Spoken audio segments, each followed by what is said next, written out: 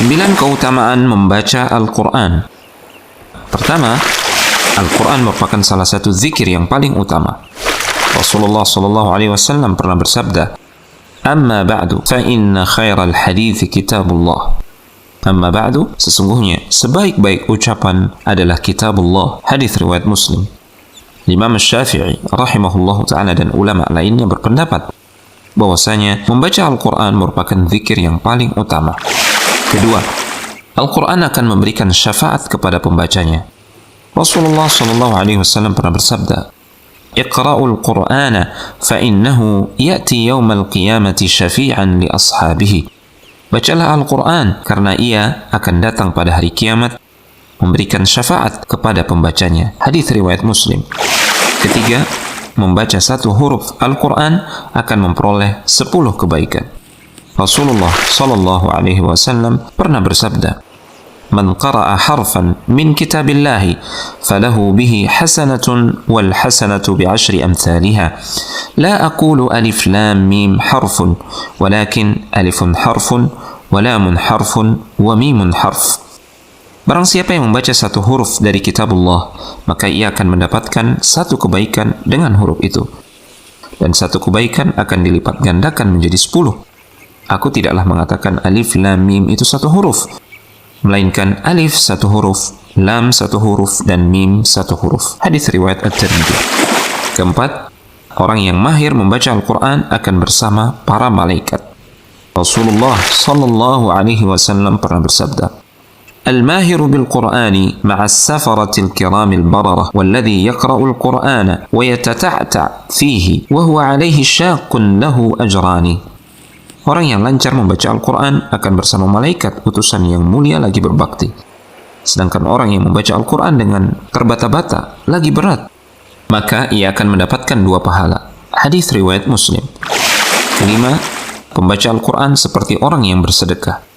Rasulullah SAW bersabda, "Al-jahiru bil-Qur'ani kal-jahiri bis-sadaqah, wal-musirru bil-Qur'ani kal-musirri bis-sadaqah." Orang yang membaca Al-Quran terang-terangan seperti orang yang bersedekah terang-terangan. Dan orang yang membaca Al-Quran secara tersembunyi seperti orang yang bersedekah secara sembunyi. Hadis riwayat Abu Daud, At-Tirmidzi, An-Nasa'i. Oleh karena itu, bagi orang yang khawatir riya, maka lebih utama membaca Al-Quran secara sembunyi. Namun jika tidak khawatir, maka lebih utama secara terang-terangan. Keenam, rahmat dan ketentraman akan turun ketika berkumpul membaca Al-Quran.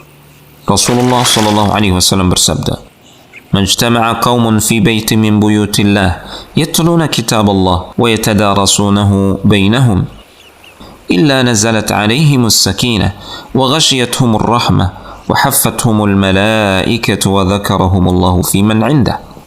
Tidaklah berkumpul suatu kaum di salah satu rumah Allah Subhanahu wa taala, mereka membaca kitab Allah dan mempelajarinya, melainkan akan turun ketentraman kepada mereka. Mereka akan diliputi oleh rahmat, dikelilingi oleh para malaikat, dan Allah akan menyebut mereka di hadapan makhluk di sisinya. Hadis riwayat Muslim. Ketujuh, membaca Al-Quran diibaratkan seperti buah utrujah yang luarnya wangi dan dalamnya manis. Rasulullah SAW bersabda, "Mathalul mu'mini alladhi yaqra'ul Qur'an kamathalil utrujah, rihuha tayyibun wa ta'muha tayyib.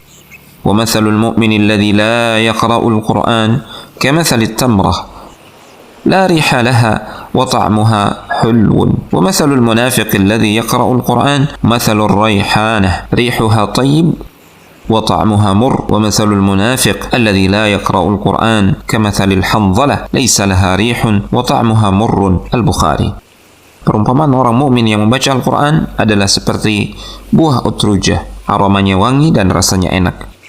Orang mukmin yang tidak membaca Al-Quran adalah seperti buah kurma, tidak ada wanginya tetapi rasanya manis.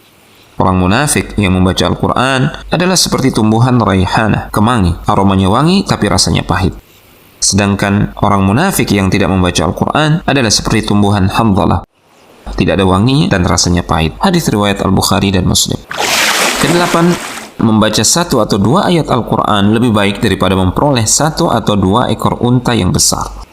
Rasulullah SAW pernah bersabda kepada para sahabat, "Ayyukum yuhibbu an yaghduwa kulla yawmin ila buthana aw ila al-aqiq fayatiya minhu binaqataini kaumawaini fi ghairi itham wala qat'i rahim.